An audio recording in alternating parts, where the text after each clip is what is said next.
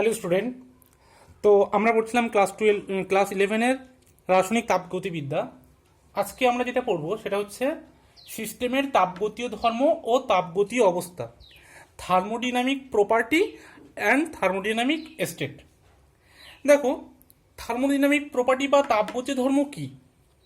পরীক্ষার সাহায্যে আমরা যদি কোনো পরিমাপযোগ্য রাশির দ্বারা কোনো তাপগতীয় সিস্টেমের অবস্থাকে সম্পূর্ণরূপে বর্ণনা করতে পারি, তাহলে তারাই হচ্ছে ওই সিস্টেমের তাপগতীয় ধর্ম।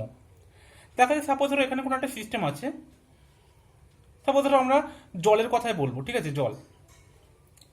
তাহলে এই জলের এখানে যে অবস্থাটা আছে, এই যে অবস্থাটা আমরা যে সমস্ত ভৌত রাশি দ্বারা বর্ণনা করতে পারবো, এই তাপগতীয় সিস্টেমের যে অবস্থাটা আছে সেই অবস্থাটাকে আমরা যে সমস্ত পরিমাপযোগ্য ভৌত রাশি দ্বারা এর বিবরণ বা বর্ণনা আমরা দিতে পারবো, সেগুলোকে বলা হচ্ছে তাপগতীয় ধর্ম। দেখো, একটা এক্সাম্পল দিলে ভালোভাবে বুঝতে পারবে। সাপোজ ধরো এটা জলের একটা ধর্ম কঠিন অবস্থায় আছে, তাহলে তোমরা বলো যে জলের কোন ধর্মটা কঠিন অবস্থা থাকে? বরফ, তাই তো। এবার এটাকে আমরা একটু তাপ দিলাম, ঠিক আছে। তো যদি আমরা হিট দিই বা টেম্পারেচার যদি বাড়াই, তাহলে এটা কি হয়ে যাবে? বরফটা গলে জল হয়ে যাবে। তাহলে এটা যদি কঠিন অবস্থা ছিল, এটা কি অবস্থায় গেল? তরল অবস্থা, তাই তো। একে যদি আমরা আবার হিট দিই, ঠিক আছে, আমরা যদি আবার হিট দিই, তাহলে আবার এটা কি হবে? এটা চলে যাবে বাষ্প। তাহলে এটা কি অবস্থা হয়ে গেল? বাষ্পীয় অবস্থা, ঠিক আছে। তাহলে কোনো একটা সিস্টেমের বর্ণনা করতে গেলে আমাদের যে সমস্ত পরিমাপযোগ্য ভৌত রাশিগুলো দরকার, বা যে সমস্ত পরিমাপযোগ্য ভৌত রাশি দ্বারা আমরা তাপগতীয় সিস্টেমের অবস্থাটাকে সম্পূর্ণরূপে বর্ণনা করতে পারবো, তাদেরকে বলা হয় সিস্টেমের তাপগতীয় ধর্ম, বা যেটাকে আমরা চলরাশিও বলি, ঠিক আছে। চলরাশি কি বলা হয়? চলরাশি, যেকে ইংলিশে বলা হয় ভেরিয়েবলস। এটা যেমন এখানে শুধু টেম্পারেচার বললাম, এটা টেম্পারেচার হতে পারে, এটা ভলিউম হতে পারে, ঠিক আছে, এটা প্রেশার হতে পারে, এই সমস্ত জিনিসগুলো কিন্তু হতে পারে, ঠিক আছে। ভেরিয়েবলস অনেকগুলো হতে পারে, যেগুলো দ্বারা কিনা আমরা কোনো একটা সিস্টেমের যে অবস্থায় আছে সেই অবস্থাটাকে বর্ণনা বা ব্যাখ্যা করতে পারবো, তারা হচ্ছে সিস্টেমের তাপগতীয় ধর্ম বা চলরাশি, ঠিক আছে। কি কি বললাম? বললাম চাপ, উষ্ণতা, আয়তন, ঠিক আছে, এগুলো। এবার আমরা পড়বো তাপগতি সিস্টেমের অবস্থার অপেক্ষক। সবাই হেডিং দিয়েছো? তাপগতীয় সিস্টেমের অবস্থার অপেক্ষক, ঠিক আছে, state function of A thermodynamic system. দেখো, তাপগতীয় সিস্টেমের কোনো একটা মুহূর্তে যে সমস্ত ধর্ম বা চলরাশি, যেটা বললাম তাপগতীয় ধর্ম বা চলরাশি, যেটাকে আমরা ইংলিশে ভেরিয়েবল বলি, যদি ওই মুহূর্তে কেবলমাত্র সিস্টেমের অবস্থার উপর নির্ভর করে, কিন্তু কোনো রকমভাবেই ওই অবস্থাটা কিভাবে এসছে বা কিভাবে অর্জন করেছে তার উপর নির্ভর করে না, তাহলে আমরা তাদেরকে বলবো অবস্থার অপেক্ষক ওই সিস্টেমের, ঠিক আছে। যেমন ধরো কোনো একটা সিস্টেমের সাপোজ ধরো টেম্পারেচার ধরি, বা যেটাকে উষ্ণতা বলি। এই উষ্ণতা কোনো একটা সিস্টেমের ক্ষেত্রে ছিল ধরো সাপোজ x1, ঠিক আছে। আবার একটা অবস্থায় গিয়ে সেই টেম্পারেচারটা হলো x2। তাহলে এই যে টেম্পারেচার, এই যে উষ্ণতাটা, এই উষ্ণতাটা যখন যে অবস্থায় ছিল সিস্টেমটা, তার উপরে শুধুমাত্র নির্ভর করবে, এই অবস্থার উপরে। কিন্তু কি অবস্থায় বা কিভাবে সেই অবস্থাটা অর্জন করছে বা কোন পথে গিয়ে অর্জন করছে তার উপর ডিপেন্ড করবে না। কিভাবে ডিপেন্ড করবে না? ওই মুহূর্তে যে অবস্থায় আছে শুধুমাত্র সেই অবস্থার উপর ডিপেন্ড করবে। তারাই হচ্ছে তাপগতীয় সিস্টেমের অবস্থার অপেক্ষক। বোঝা গেল? আমি যেমন বললাম এই টেম্পারেচার, ঠিক তেমনি আয়তন আছে, প্রেশার আছে, এনথালপি, এন্ট্রপি, তারপরে গিবস ফ্রি এনার্জি, এই সমস্ত নিউ টার্ম তোমরা এগুলো জানবে আস্তে আস্তে সম্পর্কে ডিটেলস। এরা কিন্তু সবাই তাপগতীয় সিস্টেমের অবস্থার অপেক্ষক। এরা শুধুমাত্র কোনো একটা সিস্টেমের অবস্থার উপরে ডিপেন্ড করে, কিন্তু অবস্থাটা কিভাবে অর্জন করেছে তার উপরে নির্ভর করে না। বোঝা গেল? তাহলে দেখো, যদি আমরা এই এক্স এর পরিবর্তন মানে বার করতে চাই, যে এই অবস্থা থেকে এই অবস্থায় যদি যায় তাহলে এক্স এর পরিবর্তন কি হবে, সেই পরিবর্তনকে আমরা কি দিয়ে ডিনোট করব, ডেল্টা এক্স ইজিক্যাল টু এই অন্তিম অবস্থায় যে মানটা পাবো মাইনাস প্রারম্ভিক অবস্থা x1। এটা কি অবস্থা ছিল, সাপোজ ধরো এটা প্রারম্ভিক অবস্থায় ছিল x এর মান, এটা হলো ধরো তার অন্তিম অবস্থা। আমি কি বললাম, যদি কোনো একটা অবস্থার অপেক্ষকরা কি করে, যে ও যে সিস্টেমের যে অবস্থায় আছে শুধু সেই অবস্থার উপরে ডিপেন্ড করে, কিন্তু যখন ওই অবস্থাটা অন্য অবস্থায় চেঞ্জ হবে, কিভাবে চেঞ্জ হচ্ছে বা ওই চেঞ্জ মানে অবস্থার যে অপেক্ষকটা আছে সেটার পরিবর্তন কিভাবে হয়েছে তার উপর ডিপেন্ড করে না, শুধুমাত্র ওই সিস্টেমটি বর্তমানে যে অবস্থায় আছে সেই অবস্থার উপর ডিপেন্ড করে, তারা হচ্ছে অবস্থার অপেক্ষক। তাহলে অবস্থার অপেক্ষকের যে পরিবর্তন, তাহলে আমরা যে অন্তিম যে অবস্থায় যেটা আছে মাইনাস প্রারম্ভিক অবস্থায় যেটা ছিল, তাদেরকে যদি আমরা মাইনাস করে দিই তাহলে আমরা পরিবর্তনটা পেয়ে যাব।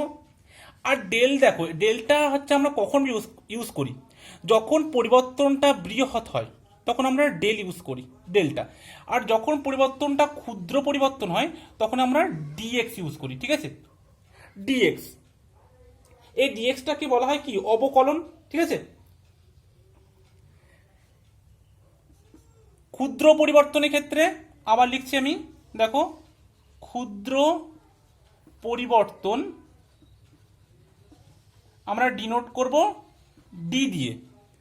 ঠিক আছে, আর বৃহৎ পরিবর্তনটা আমরা ডিনোট করব ডেল দিয়ে। এবার দেখো এই যে অবস্থার অপেক্ষক, এই অবস্থার অপেক্ষক কিন্তু পথ নিরপেক্ষ রাশি। কেন বলছি দেখো, সাপোজ ধরো কোন একটা মানে অবস্থার অপেক্ষক এই প্রারম্ভিক অবস্থা থেকে অন্তিম অবস্থায় গেল এবং সেটা তিনটে পাথ দিয়ে গেল। ঠিক আছে, তিনটে পথ, ধরো এটা পাথ 1, এটা পথ 2, এটা পথ 3। তাহলে কি বলেছি, এই যে পথ, এই পথগুলো নিশ্চয়ই ভিন্ন ভিন্ন, কিন্তু আমরা 1 নম্বর ক্ষেত্রে যদি এই x2 আর x1 মানে এই যে অবস্থার অপেক্ষকের যে পরিবর্তন, ঠিক আছে, সেই পরিবর্তনটা বার করি, সেটা 1 নম্বর পথের ক্ষেত্রেও যা হবে, 2 নম্বর পথের ক্ষেত্রেও সেম হবে, 3 নম্বর পথের ক্ষেত্রেও কিন্তু সেম হবে। কারণ কি, তার কারণ হচ্ছে অবস্থার অপেক্ষকেরা শুধুমাত্র যে অবস্থায় আছে সিস্টেমটি, সেই সিস্টেমের সেই অবস্থার উপর ডিপেন্ড করে, সিস্টেমটি কোন পথ দিয়ে যাচ্ছে তার উপর ডিপেন্ড করে না। সেই জন্য অবস্থার অপেক্ষকগুলো পথ নিরপেক্ষ রাশি। বুঝে গেল? দেখো তোমাদের আরো একটু ভালো এক্সাম্পল দিয়ে বুঝিয়ে দিই যে কেন উষ্ণতা বা আয়তন বা যাই বলি যেগুলো, কেন এরা অবস্থার অপেক্ষক, কিভাবে ওরা শুধুমাত্র সিস্টেমটি যে অবস্থায় আছে তার উপরে কিভাবে ডিপেন্ড করছে। সাপোজ ধরো তুমি দুটো পাত্র নিয়েছো আলাদা আলাদা, একটাতে জল নিয়েছো অল্প পরিমাণ, একটাতে জল নিয়েছো অনেকটা, দুটো থেকেই তুমি হিট করছো। এবার দেখো টেম্পারেচার কিন্তু পুরোটা ফিক্সড আছে, মানে প্রথম প্রারম্ভিক অবস্থায় এর যা টেম্পারেচার, প্রারম্ভিক অবস্থায় এর টেম্পারেচার সেম। এবার যখন এই জলটা ফুটবে, ঠিক আছে, যখন স্ফুটনাঙ্কে পৌঁছাবে, স্ফুটনাঙ্ক, আর এই জলটা যখন স্ফুটনাঙ্কে পৌঁছাবে, দেখো তাহলে তখন দুটো দশা সেম হয়ে গেল, কিন্তু এই জলের পরিমাণটা কম, এই জলের পরিমাণটা বেশি।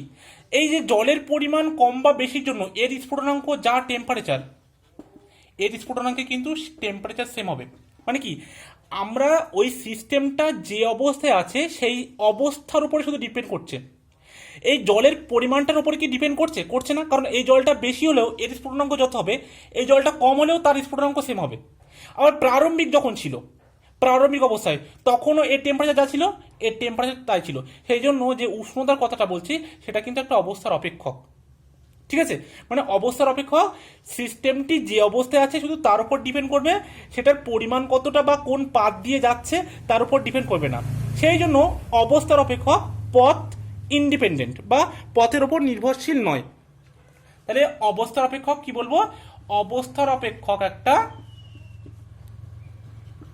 পথ নিরপেক্ষ রাশি।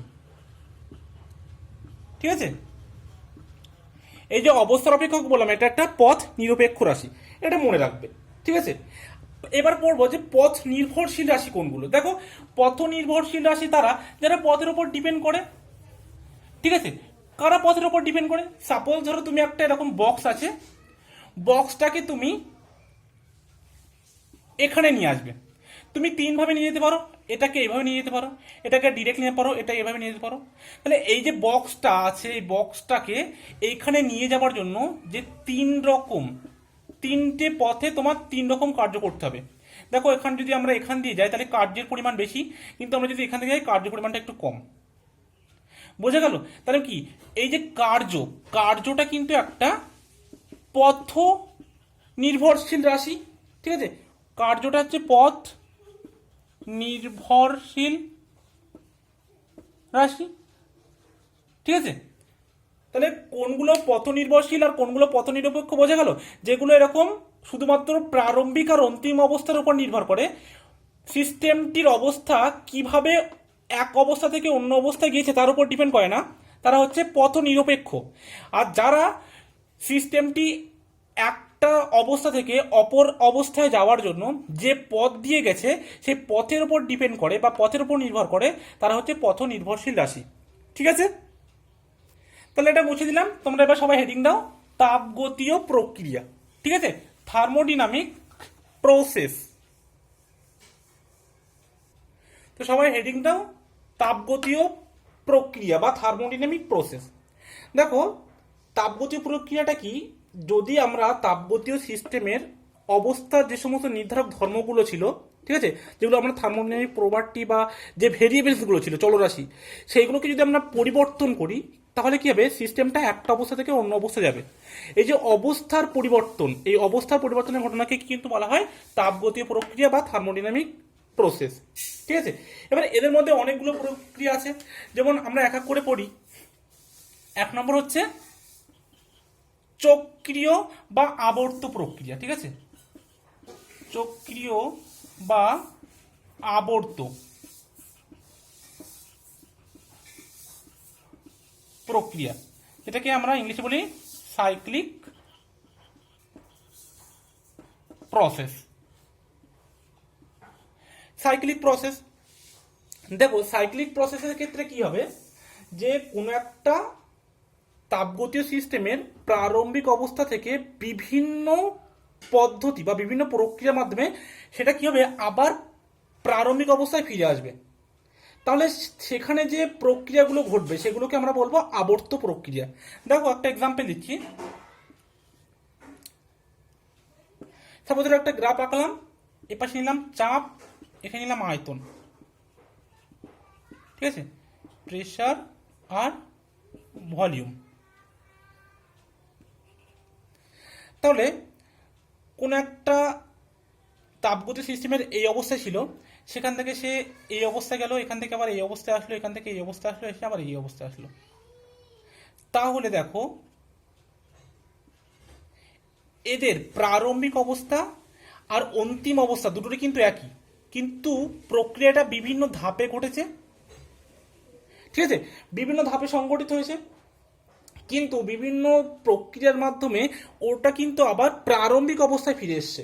তাই এই ধরনের বিক্রিয়াগুলি কে বলা হয় চক্রীয় প্রক্রিয়া বা আবর্ত প্রক্রিয়া, সাইক্লিক প্রসেস।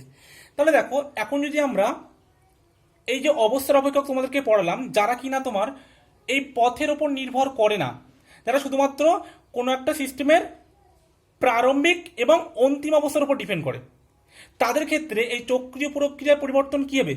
নিশ্চয়ই জিরো হবে। কারণ দেখো, এতে তো অবস্থার যে মানে প্রারম্ভিক আর অন্তিম দুটো অবস্থা তো একই, মানে কি সেখানে তাদের যে পরিবর্তন সেটা জিরো হবে।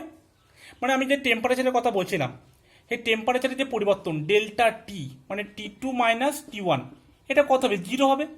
বা আরও যে সমস্ত অবস্থার অপেক্ষক ছিল, যে এন্ট্রপি বা প্রেসার, ঠিক আছে, ইন্টারনাল এনার্জি যেগুলো ছিল, বা ডেল্টা ইউ যাই আমরা বলি, সেগুলো সব কি হবে?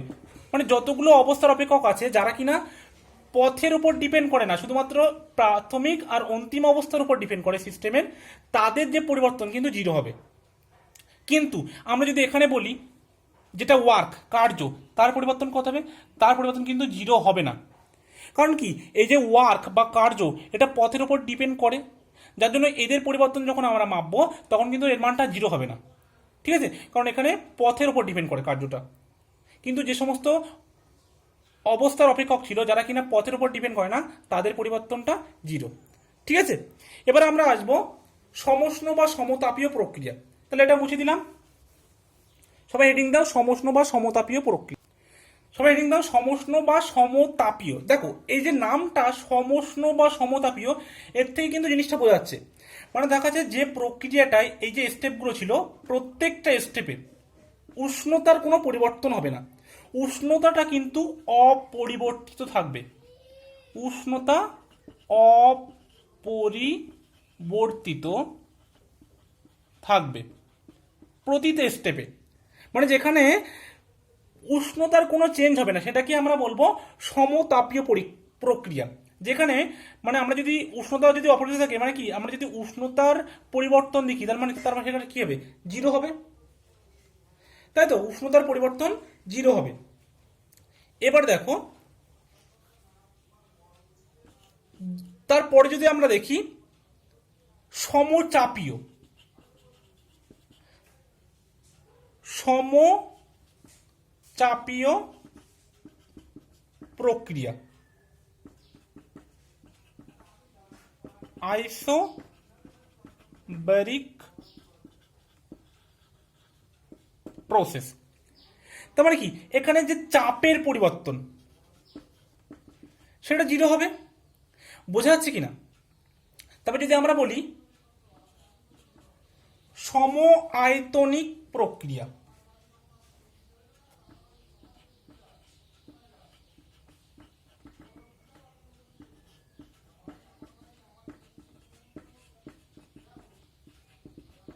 সম আয়তনিক বা আইসোকোরিক।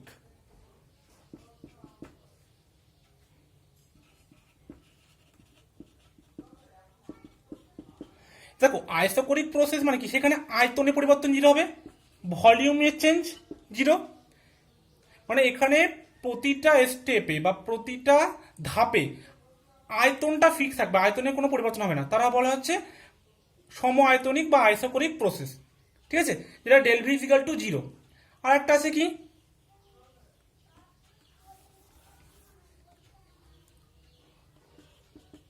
রুদ্ধ তাপীয় প্রক্রিয়া, এটাকে আমরা বলা হয়, আগের দিন বলেছিলাম, অ্যাডিয়াবেটিক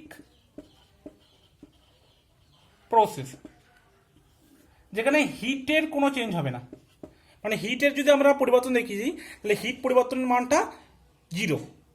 এবার দেখো এদের কিছু কিছু গ্রাফ পড়া, ঠিক আছে, গ্রাফ। যেমন ধরো সমচাপীয় প্রক্রিয়ার ক্ষেত্রে, সমচাপীয় প্রক্রিয়ার ক্ষেত্রে আমরা যদি গ্রাফটা দেখি তাহলে কি হবে, দেখো পি আর বি। আমরা যদি এদিক থেকে এদিকে যাই তাহলে প্রেসার কমবে, এদিক থেকে এদিকে গেলে প্রেসারটা, এদিক থেকে এদিকে গেলে প্রেসার বাড়বে, আর ওপর থেকে নিচে থেকে প্রেসার কমবে। তাহলে দেখো যদি একটা নির্দিষ্ট বিন্দু বরাবর যায়, তার মানে কি প্রেসারটা আনচেঞ্জ থাকছে, মানে কি সমচাপীয় প্রক্রিয়ার গ্রাফটা এরকম হবে। এই বিন্দুতে কি হয়, এই বিন্দুতে যত আমরা এদিকে যাব তত কি হবে, প্রেসার কিন্তু আনচেঞ্জ, কারণ এখান থেকে যদি আমরা এদিকে যাই প্রেসার বাড়বে, এদিক থেকে যদি এদিকে আসে প্রেসার কমবে, কিন্তু এই বিন্দুতে প্রেসার একটা কি ফিক্সড। তাহলে সমচাপীয় প্রক্রিয়ার ক্ষেত্রে প্রেসার ভার্সেস ভলিউমের যে গ্রাফটা, এটা হবে এরকম।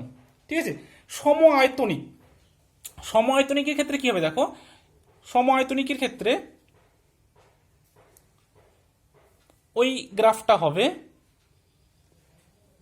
এখানে ধরো প্রেসার, এখানে ধরো ভলিউম, তাহলে ভলিউমটা চেঞ্জ হবে না, তার মানে কি ঠিক এরকম হবে। আমরা যদি এদিক থেকে এদিকে যাই তাহলে ভলিউমটা বাড়বে, আর এদিক থেকে এদিকে আসলে ভলিউমটা কমবে, কিন্তু এই বিন্দুতে ভলিউমটা ফিক্সড। তাই সম আয়তনিক বা আইসোকোরিক প্রসেসের ক্ষেত্রে প্রেসার ভার্সেস ভলিউমের গ্রাফটা এরকম হবে। ঠিক আছে, আর একটা দেখো সমষ্ণ প্রক্রিয়ার ক্ষেত্রে গ্রাফটা কেমন হবে। এটা সমষ্ণ প্রক্রিয়া বা সমতাপীয় আইসোথার্মাল প্রসেসের ক্ষেত্রে প্রেসার ভলিউম দুটো চেঞ্জ হবে, প্রেসারও চেঞ্জ হবে, ভলিউমও চেঞ্জ হবে, কিন্তু টেম্পারেচার কি হবে, টেম্পারেচার চেঞ্জটা 0 হবে। ঠিক আছে, প্রেশার ভলিউম চেঞ্জ হবে কিন্তু টেম্পারেচারটা জিরো থাকবে। এটা হচ্ছে সমষ্ণ বা সমতাপীয় প্রক্রিয়ার গ্রাফ। তাহলে আমরা তিনটে গ্রাফই বলে দিলাম, সমতাপীয় বা সমষ্ণ প্রসারণ, সমচাপীয় এবং সম আয়তনিক। ঠিক আছে।